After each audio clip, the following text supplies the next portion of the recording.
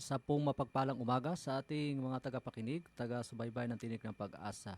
So, sumasa inyo naman po ang programa Tinig ng Pag-asa sa panguna po ng Adventist World Radio, ganoon din po ng Adventist Community Services.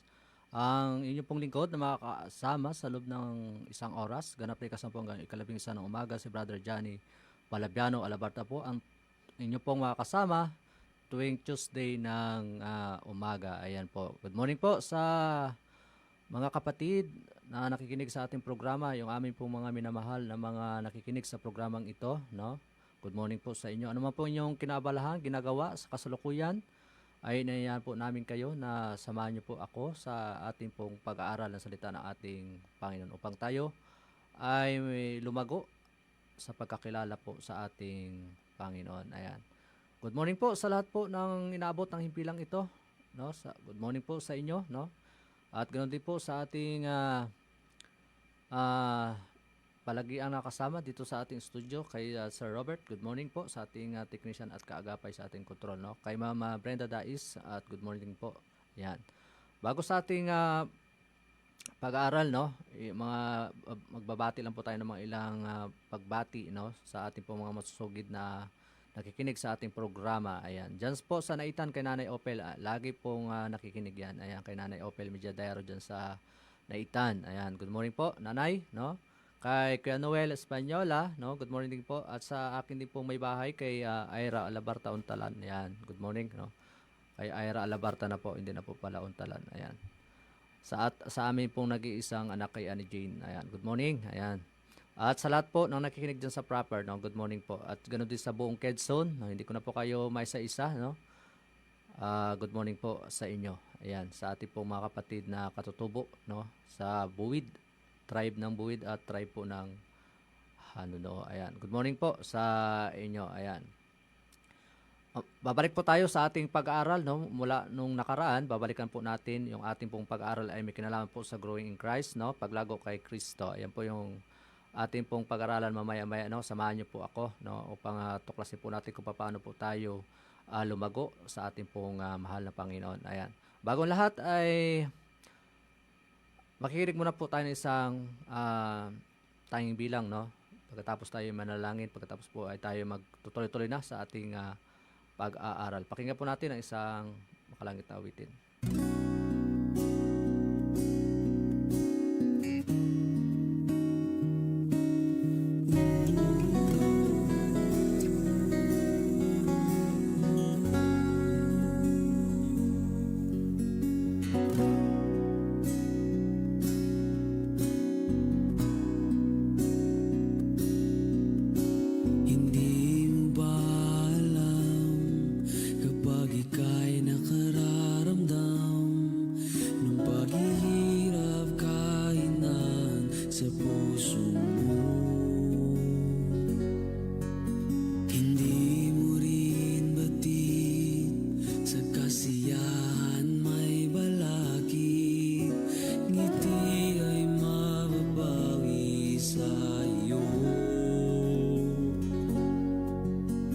Saan mong ligaya ang iyong makakamtan, panalangin pagtitiwala sa Diyos.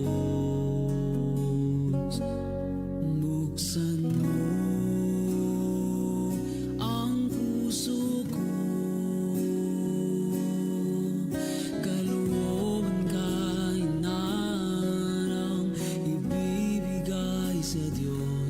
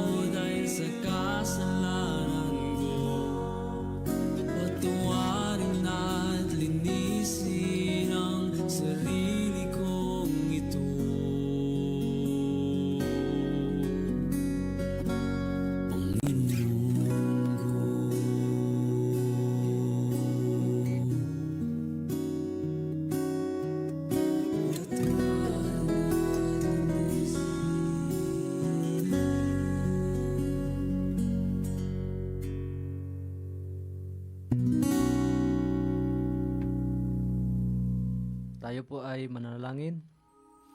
Dakila at makapangyarihan naming Diyos, Diyos na may-ari na aming buhay, Diyos na nagbigay sa amin ng hininga. Salamat Panginoon sa pagkakalob ng panibagong buhay at lakas sa amin upang patuloy kaming kapaglingkod sa inyo, Panginoon. Ngayong umaga, kami po ay patuloy na mag-aaral ng inyong pong salita.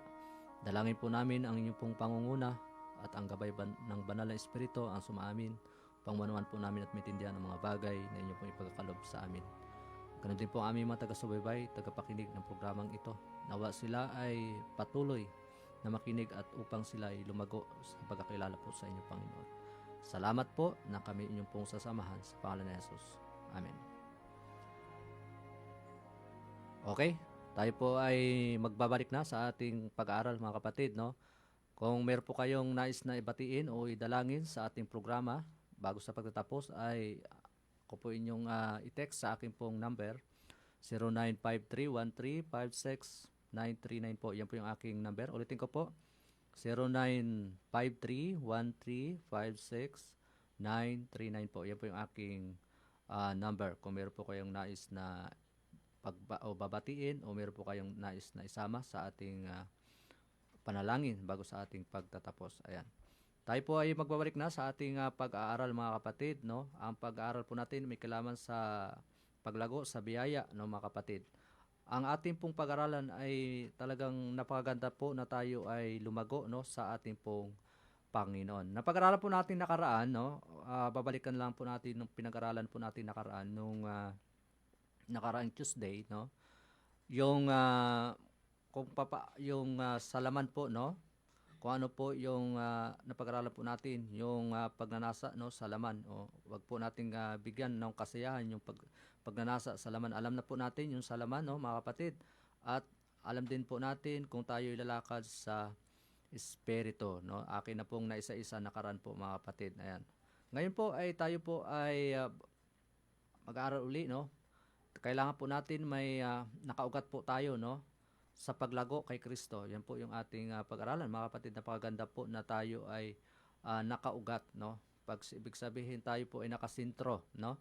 Nakasintro po sa ating Diyos, no, mga kapatid. Ayan po talaga yung kailangan po natin bilang mga tao.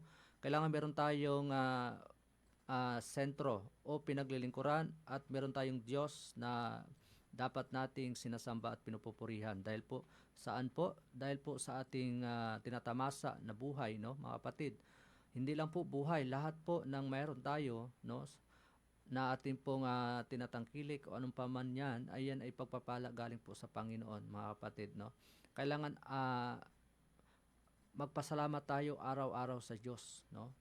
Kasi po ay patuloy tayo binibigyan ng pagkakataon ng buhay at kalakasan na muli nating tinataglay sa araw-araw, mga kapatid. Ganun din po sa mga pagpapala ng Panginoon. Nung ano po yung mga kailangan natin ay ibinibigay, pinagkakalob po ng ating pong Diyos, mga kapatid, no? Ano pa po yung ating isipin kung bakit hindi po tayo makapagpasalamat sa Diyos o makapaglingkod sa ating Panginoon. Ngayon po, ating pong babalik, no, yung ating pag-aaral ngayon. Ang sabi po doon, no, mga kapatid, yung ano daw po yung magbabago sa ganap ng ating buhay kapag lumakad tayo sa Espiritu, mga kapatid. Yan po itanong, no, sa atin. Ano po yung pagbabago na magaganap sa ating buhay kapag lumakad tayo sa Espiritu? Kung ano po yung bunga ng Espiritu na atin na pong napag-aralan nakaraan, mga kapatid, napaganda po yung bunga ng Espiritu kung tayo ay ito po yung ating susundin, mga kapatid. Sabi rito sa 2 Korinto, kabanatang 3 at talatang 17 hanggang 18. Ito po yung pagkasabi dito ni Apostol Pablo, mga kapatid. Ang sabi dito, ngayon ang Panginoon ay siyang Espiritu at kung saan naroroon ang Espiritu ng Panginoon, mayroong kalayaan, no. Yan po, napakaganda, no.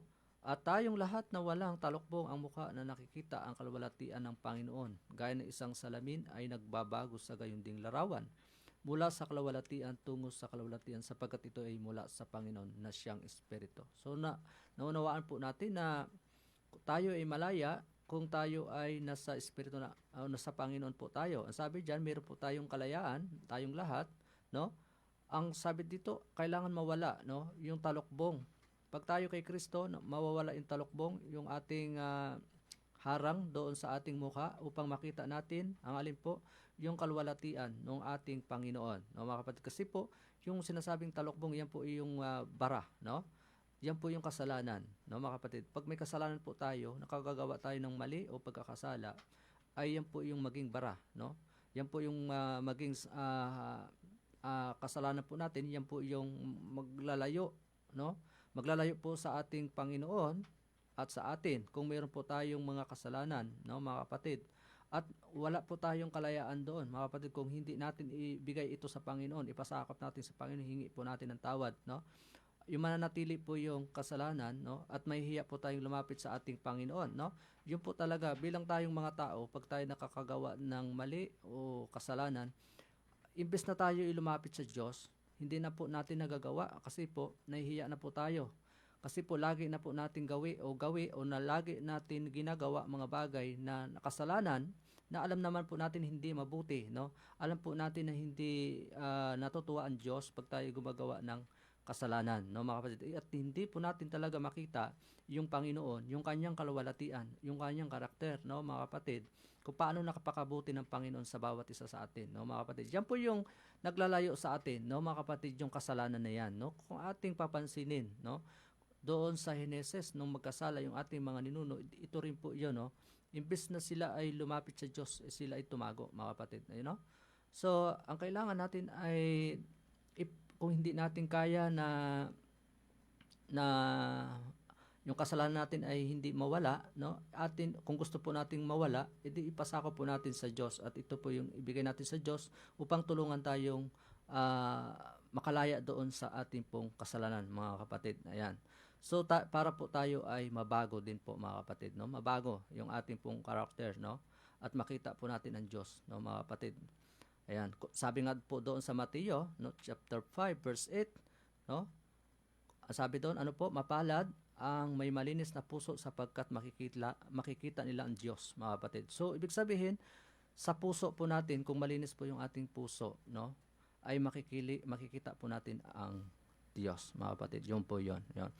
Napakabuti ng Panginoon. Okay, tuloy po tayo. Sabi dito, gaano kahalaga po yung maranasan yung pagkabanal, no? Ang sabi dito ay kailangan po nating ano po, no? Napakahalaga po na tayo ay maranasan po natin yung pagpapakabanal kahit po tayo makasalanan. Meron talaga ang Panginoon nagbigay sa atin na kailangan po nating pagsikapan, no? Pagsikapan po natin ang ano po, pagsikapan ninyong magkaroon kayo ng kapayapaan, no? Sa lahat at ng kabanalan at kung wala nito'y walang sinumang makakakita sa Panginoon, no? Praise the Lord, mga kapatid. Pagsikapan po natin, dapat ay meron po tayong gagawin, no?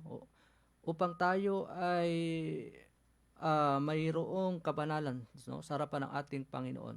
Lalo tigit yung kapayapaan na ipinagkaloob ng Panginoon sa bawat isa sa atin, no? Ito po talaga yung ibinigay ng Panginoon bago siya umakyat sa langit, no, mga kapatid. Yung kapayapaan ay ibinigay niya po, mga kapatid, no? Kasi po ito yung maging daan, no, upang tayo ay mapabuti, no, dito sa sinasabing kapayapaan, mga kapatid. Napakalaga po ng kapayapaan, no?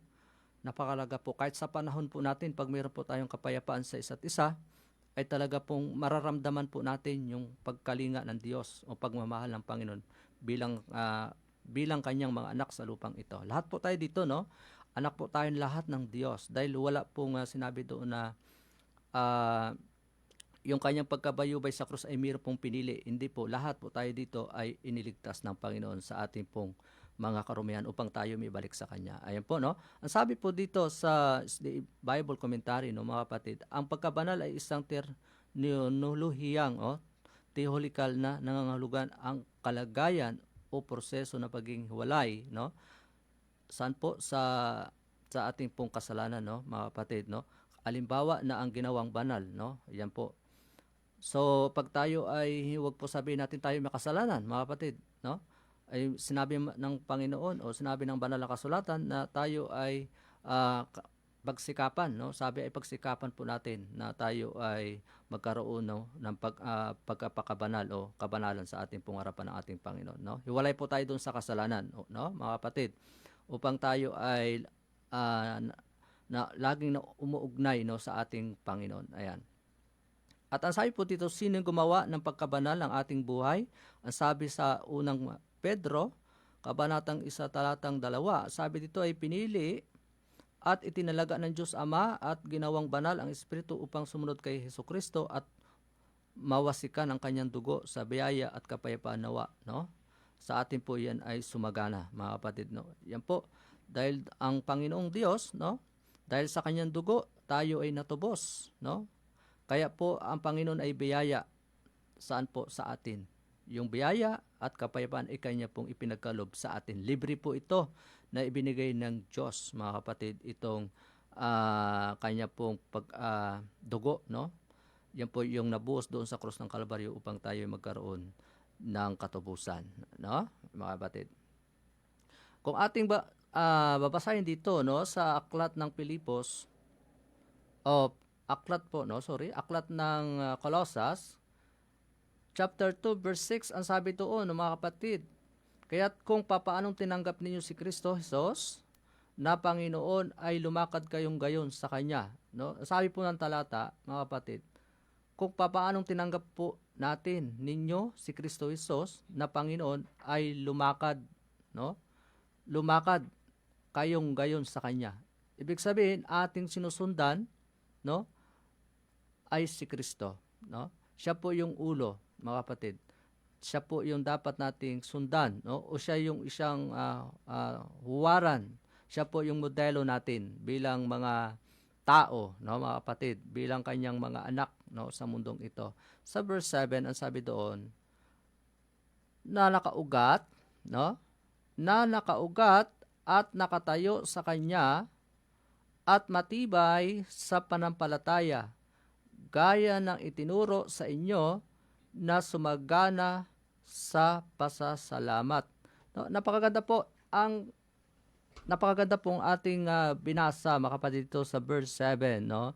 Sa Colossus chapter 2 verse 7, ang sabi ay nakaugat, no? At nakatayo sa kanya at matibay sa panampalataya. Ito po, no? Napakaganda po na tayo dapat ay nakaugat, no, mga kapatid, no? At sabi ay kailangan tayong manindigan, no? Manindigan saan po? Sa kanya. At matibay, no? Saan po? Sa ating pong pananampalataya, no? Saan po? Sa ating pong mahal na Diyos, mga kapatid. Ito po yung sinasabi ng talata na kailangan po nating nakaugnay, nakakapit, nakaugat, no, sa ating Panginoon, mga kapatid. Upang tayo ay maging matibay, no, sa ating pong pagtitiwala sa Diyos, no. Sabi diyan, itinuro sa inyo, no, yung na sumasagana sa pasasalamat. Ito yung dapat nating laging gawain, no, mga kapatid, na huwag nating makalimot na tayo magpasalamat sa Diyos, no, mga kapatid.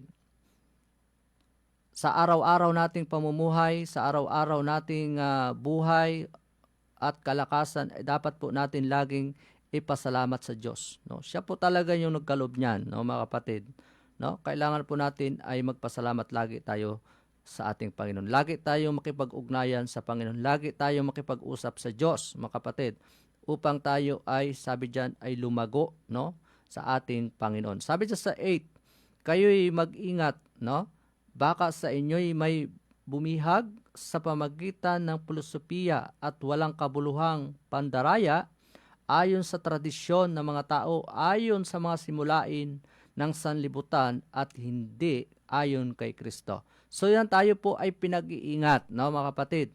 Baka po tayo ay madala, mabihag, no, doon sa mga pananalita, no. Sabi diyan yung mga panalita ng daya ng sanlibutan ito na wala pong kabuluhan, tayo po idadayain at ilalayo tayo sa Diyos, no. Sabi diyan ay nabanggit po yung tradisyon, no, mga kapatid, ng mga tao. So tayong mga tao ay meron po tayong mga tradisyon, no, mga kapatid, hindi po talaga nawawala yan, no, mga kapatid, yung mga tradisyon bilang mga tao. Marami po tayong tradisyon, no, mga kapatid, no. Sabi diyan ay kailangan po natin na kung meron po niyan, mga kapatid, no, meron sa panahon natin, marami talagang tradisyon yung tao po, mga kapatid, no. Marami na po talaga, hindi po talaga nawawala, no, mga kapatid. Sabi diyan, kailangan po natin lagi tayong nakadikit, no? Nakakapit, no? Nakaugnay, nakaugat saan po sa ating pong Panginoon upang tayo hindi malayo sa kanya, no, mga kapatid. Yan po, tayo ay pinag-iingat, mga kapatid, no? Sa panahon natin ngayon, sa mundo natin ngayon na ginagalawan ay nakakatakot po, mga kapatid, no? Alam po natin yung pandaraya ng kaaway ay ginagawa din po, no? Gumagawa rin po siya ng kaparaanan upang ang lahat ng tao ay kanya pong makuha, no? At kanya pong madala doon sa kapahamakan, mga kapatid. Ang kay Kristo, tayo ang gusto ng Panginoon sa kanya pong pagbabalik, no? Ay madatnan tayong handa, no? At tanggapin ang ating Panginoong Hesus at wala pong mawaglit kahit isa po sa atin. Yun po talaga yung gusto ng Diyos, kaya tayo po ay pinag-iingat, no? At hindi po tayo mawala, no, sa kanya. Yung mga kapatid, yan po talaga yung nais ng Diyos, mga kapatid. So, babalik po tayo mamaya, no, sa itutuloy po natin ang ating pag-aaral, mga kapatid, at hingi lang po tayo ng isang awitin, no, ipagkalob sa atin ni Sir Robert at sa ating po mga taga-pakinig. Ang puso ko'y dinudulog sa'yo, nagpapakumbaba, nagsusumamo, pagdindapatin mo, ikaw ay mamasdan ng kaniika, sa'yo ay tumisan. Ang puso ko'y dinudulog sa'yo, nagpapakumbaba, nagsusumamo, pagdindapatin mo, ikaw ay mamasdan ng kalilikan, sa'yo ay pumisan. Loobin mo ang buhay ko'y maging banal mong tahanan, luglugan ng iyong wagas na pagsinabang. Daluyan ng walang hanggang mga pagurit pagsamba, maghari ka, O Diyos, ngayon at kailanman.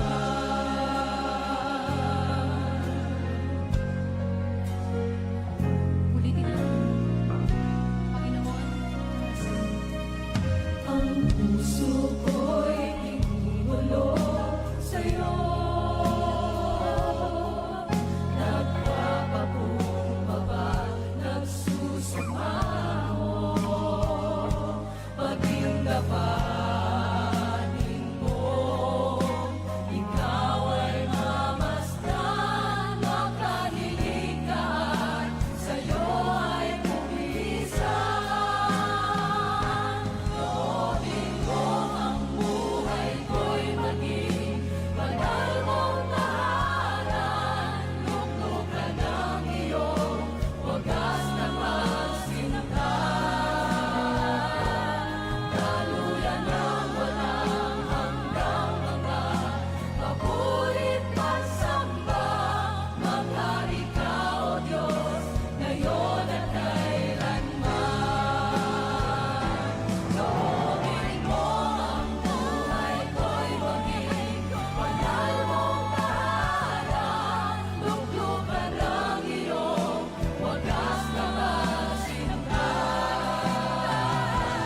Daluyan ng walang hanggang mga pagurit pagsamba, maghari ka, O Diyos, ngayon at kailanman. Maghari ka, O Diyos, ngayon at kailanman. Maghari ka, O Diyos, ngayon at kailanman.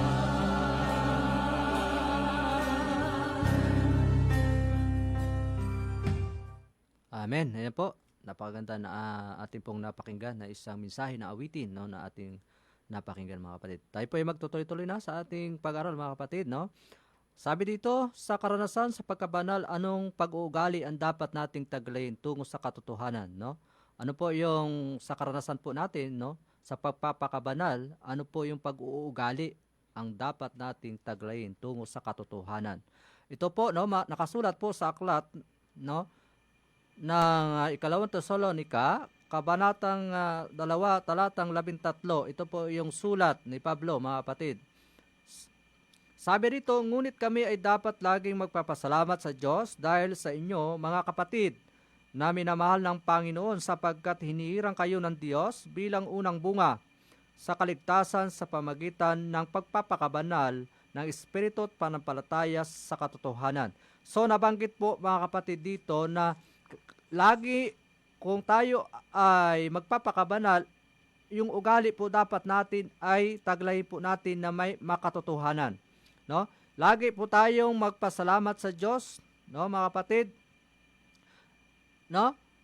Upang tayo ay lumago, no, sa ating pong mahal na Diyos, mga kapatid. Ang sabi diyan, yung unang bunga ng kaligtasan, no, mga kapatid, sa pamagitan ng papakabanal sa Espiritu, no? Yan po yung kailangan po nating taglayin, mga kapatid, no? Yung panampalataya, no, sa katotohanan, no? Yan po talaga yung paniniwala o yung ating tiwala doon sa katotohanan, mga kapatid, na si Jesus, yung ating Diyos na pinaglilingkuran, mga kapatid. At tatayo din po tayo sa katotohanan at sa mabuti at sa matuwid, no, mga kapatid. So, kailangan tayo mga hinirang bilang mga anak, bilang katiwala ng Diyos sa lupang ito, no? Dapat tayo ay merong panampalataya sa katotohanan, no? At meron po tayong pasasalamat, mga kapatid, no? At ano po sabi pa dito, ano yung tagubilin ng pagpakita na pagkabanal ay isang tuloy-tuloy na gawain, no, mga kapatid, no? Pag tayo ay hindi nagkakasala, wala na tayo doon, hindi na tayo gumagawa ng paglabag sa Diyos, pagsuway sa Diyos, at tayo ay nasa tuwid, no? At tayo ay umahawak sa ating Panginoon. Ang sabi dito, mga kapatid, no? Kailangan po natin ituloy-tuloy po natin, no? No? Yung ating pong ugali na naaayon doon sa ating pong Panginoon, mga kapatid, no? At ang sabi dito sa ikalawang Pedro, kabanatang 3, talatang 18, subalit ang sabi dito ay lumago kayo sa biyaya, no? Sabi po yun ni Apostol Pedro, at sa pagkakilala sa ating Panginoon at tagapagligtas na si Jesucristo. Sumakanya nawa yung kaluwalhatian ngayon at hanggang sa araw na walang hanggan, no? Amin po, yan. Ang payo din po ni Apostol Pedro, no, mga kapatid, na tayo ay lumago, no? Lumago kayo saan po? Sa biyaya, no? At sa pagkakilala sa ating pong mahal na Diyos, mga kapatid. Ito yung hinihingi, no, mga kapatid, na tayo ay lumago, no, sa ating pong Panginoon. Ayan. Dito, mga kapatid, ang sabi dito sa Pilipos, no, kabanatang 3 at talatang 13 at hanggang 14, ang sabi po rito, mga kapatid, no, sabi ito ni Pablo, mga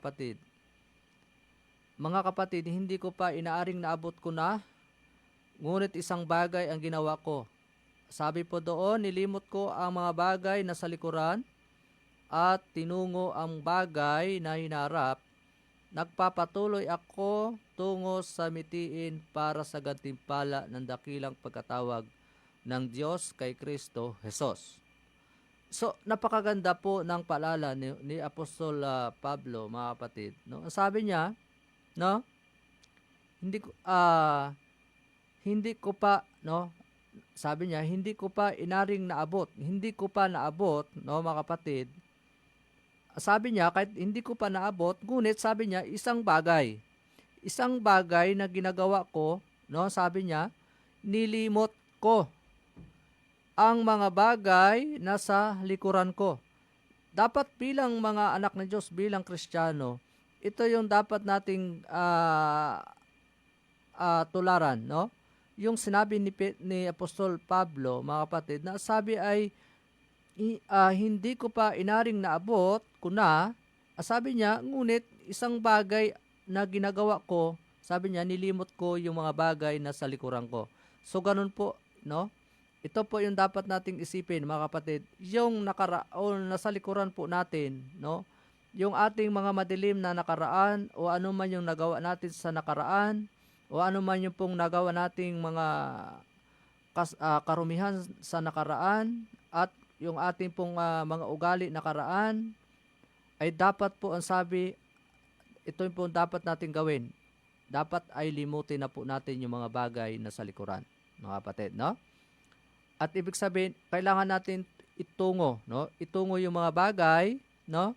Doon po sa hinaharap, no? Sa hinaharap po natin ngayon. Ang sabi diyan, na magpatuloy ako tungo sa mitiin para sa gantimpala ng dakilang pagkatawag ng Diyos kay Kristo Jesus, no mga kapatid. No sa lahat po, no sa lahat po ng tao dapat meron tayong kaisipan na ganito, no? Nalimutin na natin yung mga bagay na sa likuran at ang hinaharap o harapin po natin yung kasalukuyan, no? Ang pagkatawag ng ating Panginoon sa bawat isa sa atin, mga kapatid, upang tayo po, no, na magpatuloy tayong maglingkod sa Diyos, no? At pagpatuloy tayo sa ating takbuhin sa mundong ito, upang kung tayo ay makarating sa finish line, nandoon ang mahal na Diyos na hawak niya po yung gantimpala, no? At kanya pong isusuot doon sa kanya pong mga anak na nagtagumpay, mga kapatid, at nakarating, no? Doon sa ating pong Panginoon, mga kapatid. Nagtagumpay po sa sanlibutan ito, no? Ibig sabihin niyan, meron pong gantimpala na ipagkakalob ang Diyos, no, mga kapatid, ang ating pong Panginoon, no? Yan, kailangan po natin yung limutin natin yung ating mga nakaraan, yung mga mapangit na nakaraan po natin, dapat po natin kalimutan na yon. At itingin natin sa Diyos, no? Yung ating pong mata, no? Sa ating Panginoon, upang tayo ay sabi diyan ay ipagpatuloy po natin, no? Yung ating pagtitiwala sa Diyos, yung paglago natin sa Panginoon, no? Na hindi natin siya tinatawag na iwanan, no? Kaya lagi tayong nakaugat na mga kapatid. Nakaugat po tayo upang tayo lumago kay Kristo. Yan po napakalaga, no, mga kapatid, no? Wala po tayong tanging pag-asa sa sanlibutan ito, kundi lamang si Kristo, mga kapatid. Sabi pa dito, anong uri ng buhay ang ating ipamumuhay kung tayo'y lumakad sa Espiritu? Ano daw pong uri, no, ng ating buhay na dapat nating ipamuhay, no, kung tayo po ay lumalakad sa Espiritu? Alam na po natin yung bunga ng Espiritu, napakarami po, no, mga kapatid, no?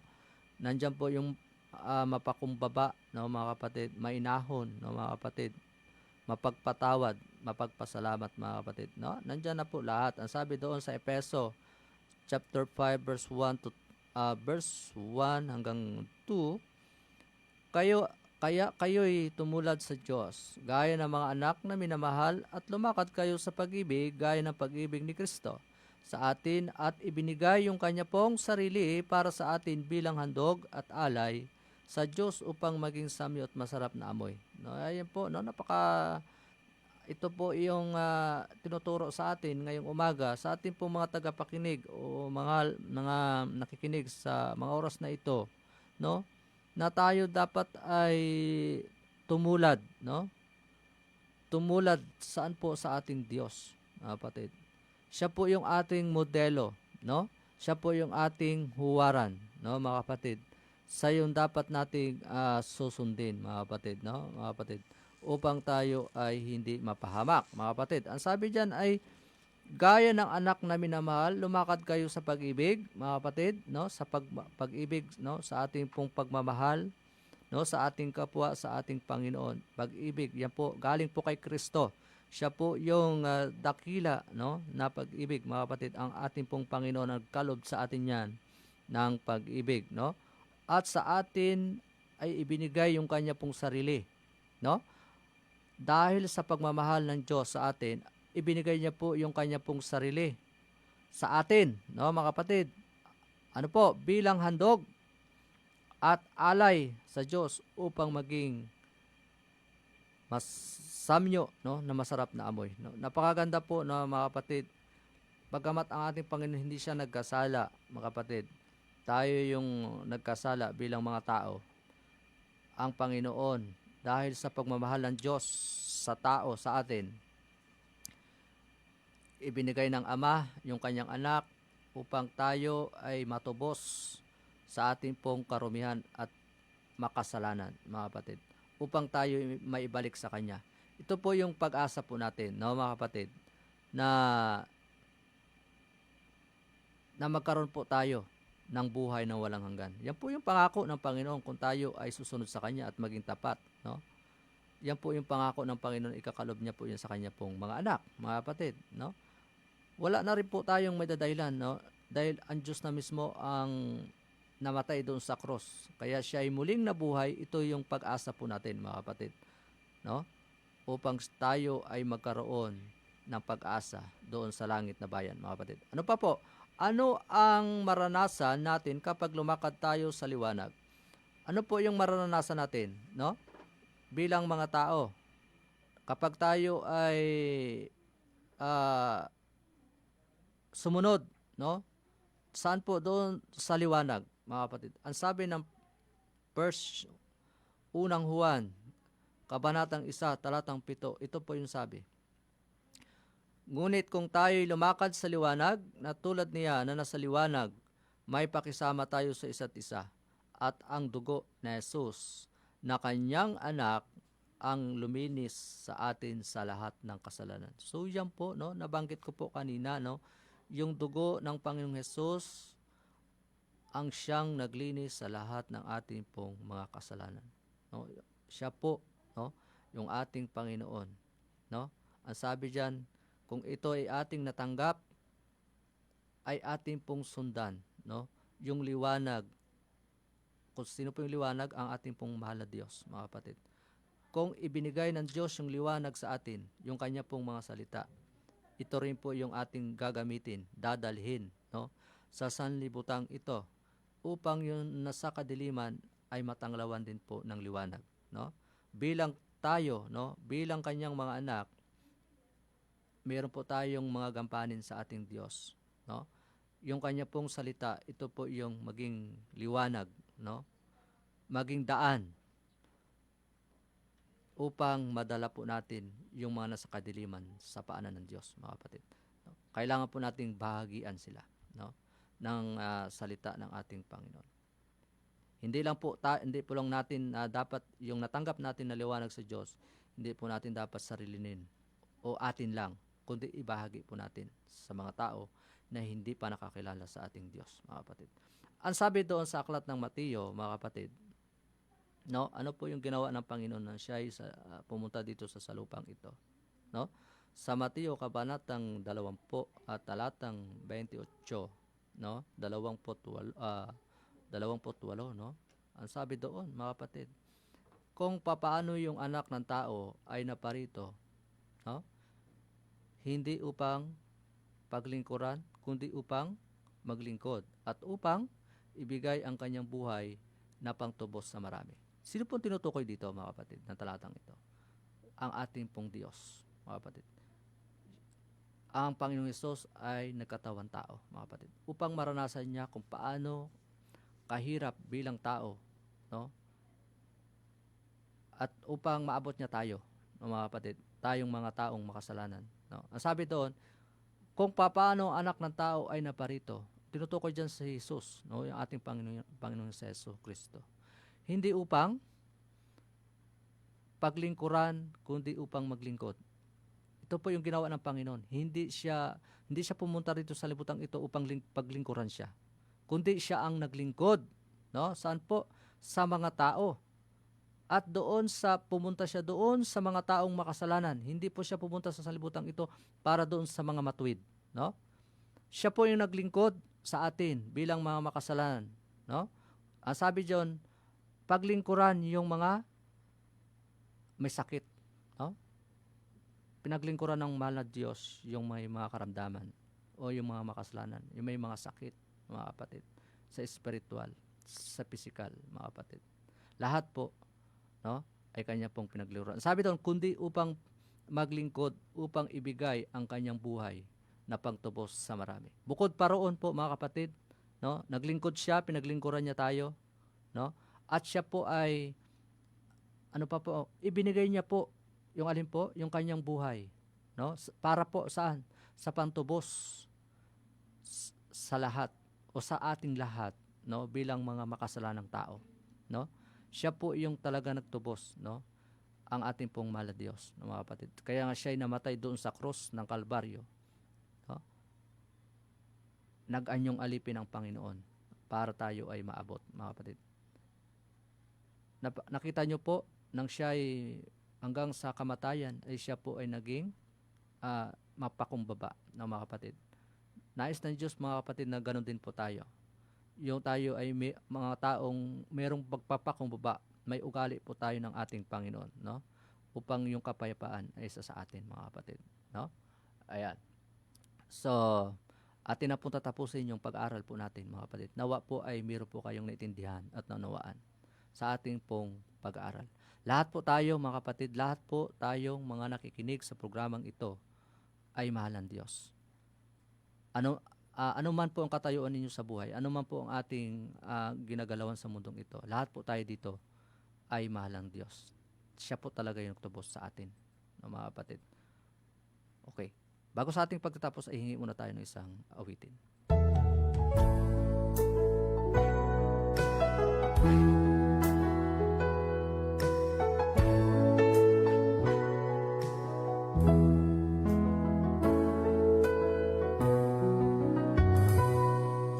Suriin ng mabuti ang sarili, kung ano ang iyong naging damdamin. Nais mo bang buhay na walang hanggan? Ang buhay mo'y sa Diyos mo ilaan. Huwag kang ipagpabukas pa. Kalooban niya ngayon'y gawin mo na. Patuloy na lumilipas ang araw at oras. Baka abutan kang hindi handa. Ang pangarap na kaligtasan, sa Diyos mo lang ito makakamtan. Bakit di mo subukang siya'y paglingkuran? Ang buhay mo'y sa Diyos mo ilaan. Huwag nang ipagpabukas pa. Kalooban niya ngayon'y gawin mo na. Patuloy na lumilipas ang araw at oras. Baka abutan kang hindi handa.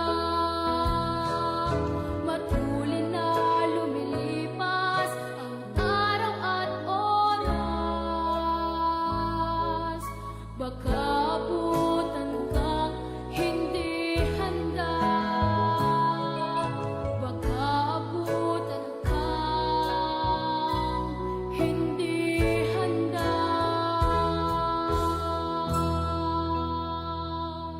Amen. So, ako po ay nagpapasalamat, no, sa ating mga tagapakinig, taga-subaybay, mga nanood sa FB. Maraming pong salamat. Huwag po kayong magsawa na pakinggan ang tinig ng pag-asa. Ganoon din po mga nakinig sa radyo. Maraming pong salamat. Ang Diyos po ang magpala po sa inyo, sa atin pong lahat. Ganoon din pong himpilang ito. Atin din pong pinasalamatan, no, dahil sa kanila pong masigasig, no, na pagpatuloy ng ating pong programang tinig ng pag-asa. Ayan po. Maraming pong salamat sa inyo sa mga nakinig, sumubaybay ng programang ito. Ayan. Salamat din po sa ating po station manager, kay Ma'am Brenda. Salamat din po kay Sir Robert sa ating po laging kaagapay sa ating control, no? At lahat po, no, aking pong pinasalamatan kayo. Ayan. Salamat din po sa Adventist sa World, no, sa ating pong sponsor, no, sa panguna po ng Adventist World Radio, no, ganoon din po ng Adventist Community Services. Ang inyo pong lingkod nakasama sa loob ng isang oras, si Brother Johnny Flaviano Olabarta. Samahan niyo muli ako sa susunod na Martes sa ating programa. Ayan. Bago sa ating pagtatapos, inayahan ko po kayo sa isang panalangin. Tayo po ang manalangin. Mahal naming Diyos, dakila at makapangyarihan sa lahat. Maraming pong salamat sa inyo pong pagkakaloob ng mga salita po naming pinagsalusaluhan ngayong umaga. Nawa natuto po kami na kung dapat po kami ay lumago sa inyo, dapat namin kayong lagi po kami nakaugnay sa inyo at lagi kami makipag-usap sa inyo upang ito yung maging daan upang kami ay mapabuti, Panginoon. Salamat po at pagpalain, Panginoon, mga nakinig sa programang ito. Ganon din po sa istasyong ito, inyo pong ingatan at pagpalain, Panginoon. Lahat po ng kailan pong pangailangan, ipagkaloob, Panginoon. At ganon din po sa aking pag-uwi, dinadalain ko po rin Panginoon na patuloy niyo po ako ingatan. Patuloy ang banal na Espiritong siyang gumabay po sa bawat isa sa amin sa buong maghapong ito. Ang aming pong mga gawain ay naayon po sa inyong banal na kalooban. At ganon din po ang inyong pong mga banal na anghel. Patuloy naming maging kasama sa buong maghapong ito. Pagpalain din, Panginoon, ng buong Occidental Mindoro. Ganon din sa banig ng karamdaman, patuloy silang bigyan ng kagalingan, Panginoon. Maraming pong salamat. Ito lang po ang aming hiling at dalangin at pasasalamat sa pangalan ng aming Panginoon sa Jesus. Amen. Siya'y darating, siya'y darating.